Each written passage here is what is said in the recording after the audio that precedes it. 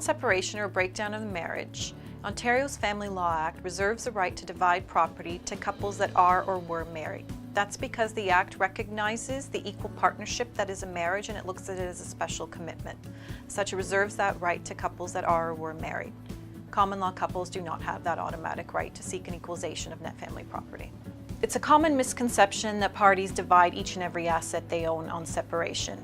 Instead, we calculate what is known as equalization of net family property, and that it's one payment that is made to equalize what the parties accumulated during their marriage. There's a specific formula that is set out. Both parties would exchange financial statements, and to simplify the formula, for each spouse we calculate what assets they owned at the valuation date, less the debts they had, less their net worth at date of marriage, with some exceptions such as the matrimonial home. We do the same calculation for spouse B. If it turns out that one spouse accumulated a greater net worth than the other during the marriage, he or she would owe the other half the difference, so that both parties walk away with an equal accumulation of wealth.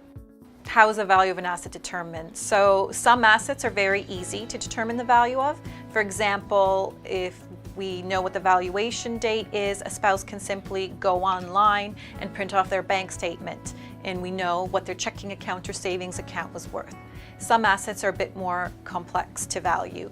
For example, though, we could also go online and look at the value of an RSP. That is not the actual value for property division purposes. We need to look at the net value of assets, and we may need some more input when it comes to calculating what the tax rate is for that RSP. So generally, property is divided equally. We engage in the equalization of net family property calculation. However, there are limited exceptions to that.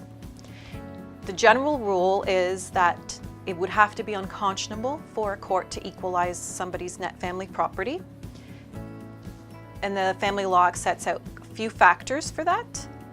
A couple of those factors include if one spouse recklessly incurred debt in order to deplete his or her net worth, or for example, if the amount one spouse would receive for a short marriage is disproportionate. So there are limited exceptions to the equalization of net family property, and some of those assets that spouses can exclude from division include either a gift or inheritance that they received from a third party during the marriage, with the exception of a matrimonial home, income from that property if it's expressly been excluded by the donor or testator, damages or right to damages for personal injury or a loss of care and companionship, for example, proceeds of a life insurance policy or the right to those proceeds, any assets into which any of those assets I've referenced can be traced, a domestic contract such as a marriage contract to exclude from property division, and the final example is unadjusted Canada Pension Plan earnings.